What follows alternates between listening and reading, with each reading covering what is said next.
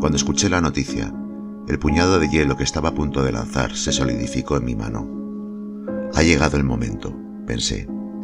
Aguanté el frío lacerante que entumecía mis dedos y me obligué a soportar aquel dolor que cesaría apenas abriera la mano y la liberara del carámbano. Ha llegado el momento. Insistí en el pensamiento que me llevó a evocar una necesidad a la que no sabía cómo hacer frente, ahora que se me hacía imposible eludirla o retrasarla más. El momento había llegado, y era tan pronto.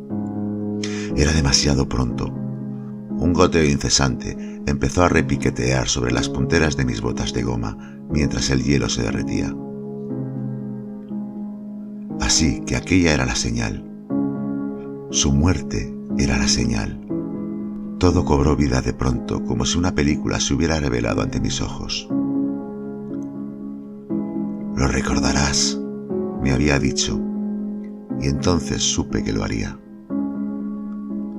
Su muerte era la señal. Su muerte. Hay personas que no deberían morir, o cuya muerte no deberíamos estar obligados a presenciar. Uno siempre piensa que la muerte está muy lejana aún, o que ni siquiera nos atañe a nosotros ni a aquellos que están cerca, y hasta suponemos que respetará a quienes más nos importan.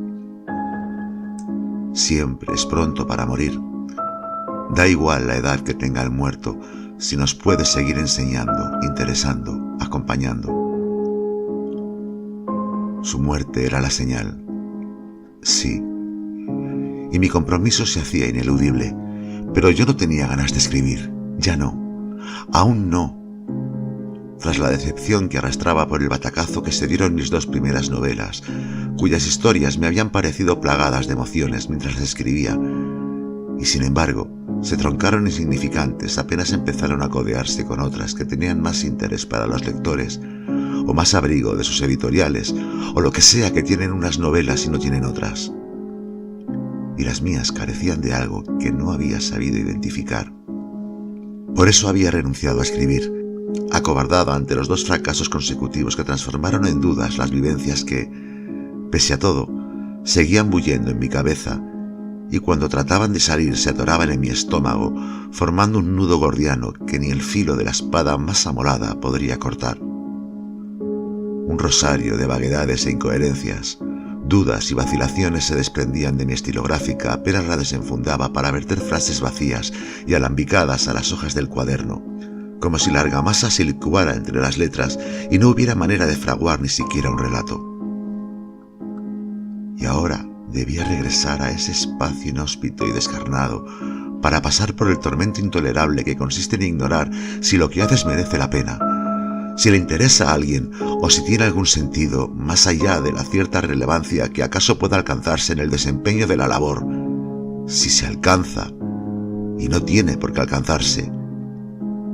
Casi nunca se alcanza, de hecho, o no se reconoce.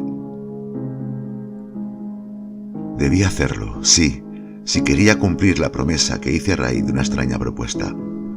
Aquella promesa que ahora se me figuraba como un peso insoportable o una condena. Qué extraña aquella propuesta, pensé entonces, y aún lo pienso. Si bien ignoro si debería catalogarla de encargo o sugerencia, a la que no pude decir no, como hubiera querido, habida cuenta de que jamás había yo sabido contar lo que otros me contaban, sino a duras penas lo que me nacía en el corazón y era enteramente mío.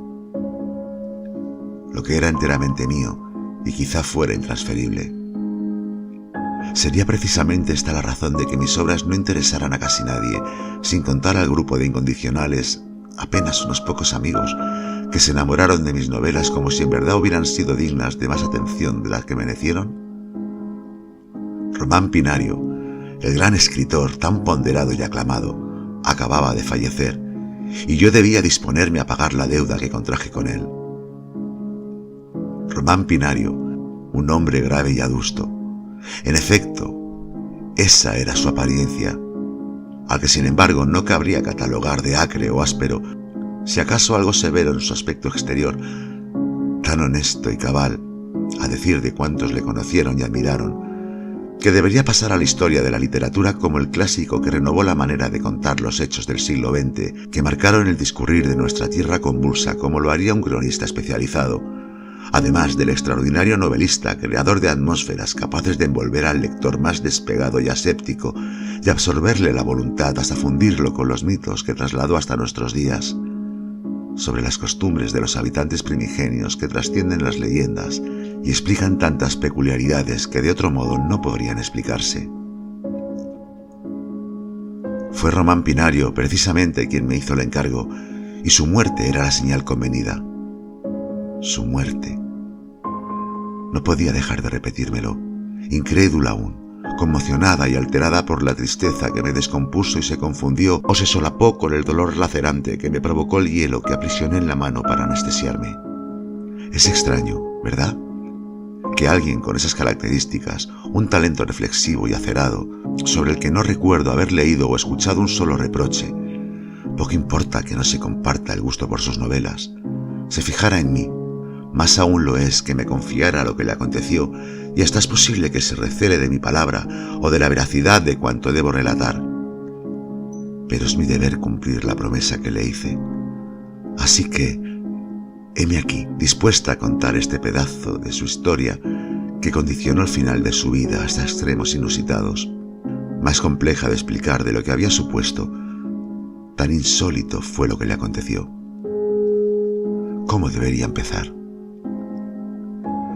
Podría empezar diciendo que érase una vez un viejo escritor que rehusó contar en primera persona las cosas extraordinarias que le habían pasado, y menos aún se atrevió a justificar la pasión insensata, él la llamó insana, creo recordar, que sintió por una mujer mucho más joven, ni quiso exponer su nombre a una clase de desprestigio al que temía más de lo que temía a...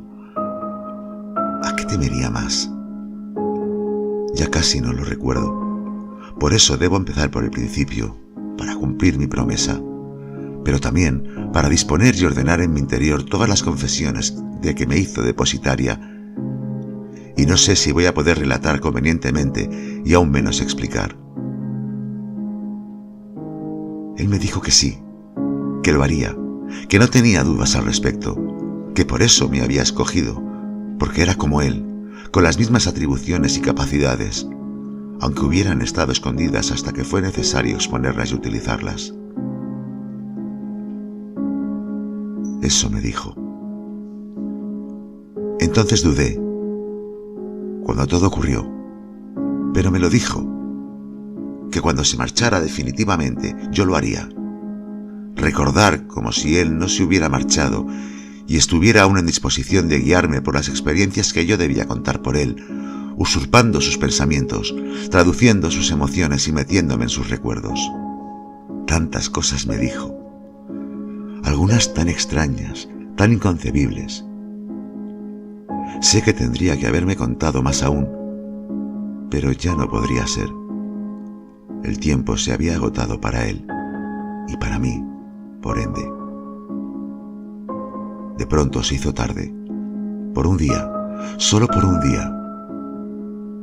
La comida que teníamos pendiente para el día siguiente, que era domingo, se había suspendido ya sine die. No sine die solamente, sino ya in aeternum. En cambio, vería su cadáver. Su cadáver, sí. Me esforcé en aceptar, y ya las palabras no serían necesarias. Tantas veces me había dicho que las palabras no eran necesarias, que no siempre eran necesarias las palabras, que algunas veces sobraban las palabras, y lo decía él, buen conocedor del poder de las palabras, que algunas veces hieren como dagas, y otras restañan heridas como el mejor de los ungüentos. Sí, que algunas veces sobraban las palabras, por extraño que parezca, había llegado a decirme. Y también que su particular forma de contar, la forma de contar que había hecho de él cuanto había sido, la extensión de sus pensamientos, la exteriorización de sus emociones, a veces estaban de más y podía suplirse con otras cualidades que parecían manifestaciones imposibles.